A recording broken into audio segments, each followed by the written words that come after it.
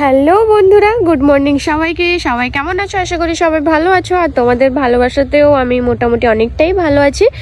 তো বিগত কয়েকদিন ধরে এতটাই ঠান্ডা পড়েছে যে সকালে সূর্য মামাকে দেখতে পাইনি আজকে 2-3 দিন ধরে। তো আজকে যদিও বা 9টা-10টা নাগাদ বাজতে যায়, তবুও মোটামুটি এখনও সূর্য মামাকে দেখা যাচ্ছে।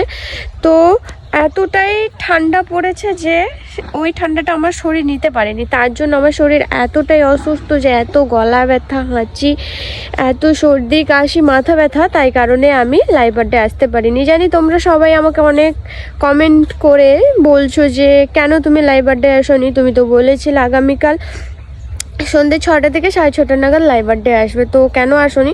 তো আমার শরীরটা এতটাই খারাপ ছিল যে এতটাই গলা ব্যথা যে আমি কথাও বলতে পারিনি।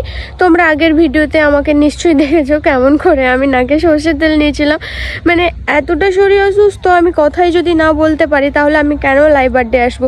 তো মোটামুটি ওষুধপত্র খেয়ে শরীরটা মোটামুটি আজকে একটু সুস্থ, কারণ ওষুধপত্র খেয়ে সুস্থ করতে হয়েছে। কারণ তোমরা তো সবাই জানো আজকে 31শে ডিসেম্বর আমি আসছি সিংদা গ্রামীণ মেলাতে। তো এতটা শরীর অসুস্থর কারণেও আমার খুব ইচ্ছে তোমাদের সবার সঙ্গে দেখা করার। তো তাই কারণে এখন বাজে বেলা 10টা নাগাদ হয়ে গেল, তারপরেও আমি সোয়েটার টুপি পরেই ছাদে এসেছি, রুমের ভেতর ছিলাম। এতটা ঠান্ডার মধ্যে আমি বেরোচ্ছি না, কারণ শরীরটা ঠিকভাবে ঠিক হয়নি। তার কারণেও রাতে আরও কতটা ঠান্ডা পড়ে, তার কারণে আমি যাচ্ছি তোমাদের সবার সঙ্গে দেখা করতে। তোমাদের সবার আসাটা তো অনিবার্য, কারণ এত কষ্টটার মধ্যে যাচ্ছি, সবার সঙ্গে যেন দেখা হয়, অনেক মজা হবে, অনেক গল্প হবে। তো তোমরা সবাই এসো, সবাই ভালো থেকো, সুস্থ থেকো, আর এত ঠান্ডার মধ্যে সবাই নিজেদের শরীরের একটু খেয়াল রেখো। হ্যাঁ, বাড়ির সবার খেয়াল রেখো। চলো টাটা, দেখা হচ্ছে পরের ব্লগে। লাইক, কমেন্ট, শেয়ার করে দিও। চলো টাটা।